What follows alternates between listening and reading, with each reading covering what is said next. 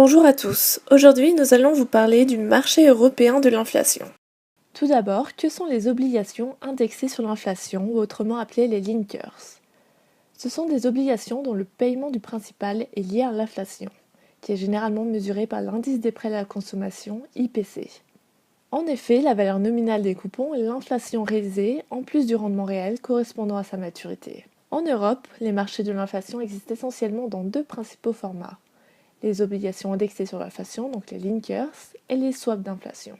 Les linkers souverains en Europe sont émises par le Danemark, la France, l'Allemagne, l'Italie, l'Espagne, la Suède et le Royaume-Uni.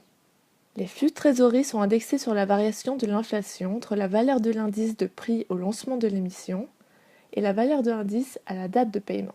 Tout comme les linkers danois et suédois, les linkers de la zone euro sont traités à J+2. Les linkers britanniques, quant à eux, sont négociés à J+1. Parlons maintenant du lag de 3 mois.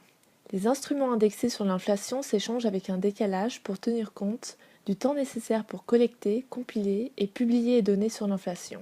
Ils sont généralement appliqués avec un décalage de 3 mois pour les linkers européens. Toutes les obligations européennes indexées ont un deflation floor ou seuil de déflation, à l'exception des linkers britanniques. Ce plancher est à 100 pour protéger la valeur principale du détenteur si la crise de dépression se transforme en épisode déflationniste. En d'autres termes, si l'inflation sur 10 ans est négative, le plancher garantit au propriétaire soit le principal corrigé de l'inflation, soit la valeur nominale à échéance. Ainsi, ils ne perdent pas leur valeur pendant la déflation. Nous allons maintenant voir une vue d'ensemble des marchés des obligations indexées sur l'inflation. Les marchés européens sont globalement plus petits que les marchés américains des TIPS, la zone euro et le Royaume-Uni étant le plus grand marché obligataire indexé. Les linkers aux États-Unis et en Europe représentent entre 8 et 9% du marché total des obligations d'État, alors que la proportion au Royaume-Uni est supérieure à 22%. Concernant les pays européens, les obligations européennes indexées sur l'inflation tendent à partager certaines caractéristiques, bien qu'il y ait quelques différences entre les différents marchés.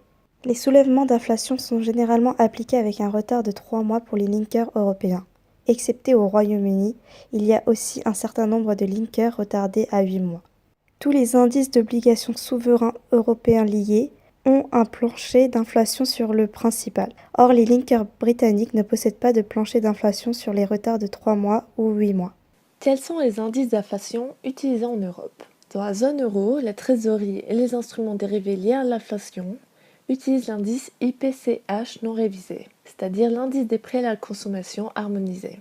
Cet indice est plus élevé que l'IPC de la France, par exemple, car il prend en compte l'ensemble des pays membres de l'Union européenne, dont certains ayant une inflation élevée. Nous pouvons observer la tendance de cet indice sur ce graphique suivant, l'IPCH étant la courbe orange. Au Royaume-Uni, l'indice des prix de détail, RPI, est l'indice de référence pour les obligations indexées, les swaps d'inflation, malgré que la Banque d'Angleterre ait pour objectif l'utilisation de l'IPC. L'indice RPI inclut les coûts du logement, contrairement à l'IPC. Enfin, en Suède et au Danemark, ce sont les indices IPC locaux qui sont utilisés. Sur ce graphique, nous pouvons comparer les différents indices utilisés en Europe. On s'aperçoit au final que les indices suivent plutôt des courbes similaires. Nous allons maintenant vous présenter les marchés des produits dérivés d'inflation. Un swap d'inflation est un produit dérivé qui capture essentiellement les attentes du marché pour l'inflation sur une période spécifique. Nous pouvons voir, à travers ce graphique, que les périodes des swaps d'inflation varient. La France et les États-Unis ont des prévisions sur l'inflation que sur une période de 30 ans, alors que la zone euro et le Royaume-Uni sont sur une période de 50 ans.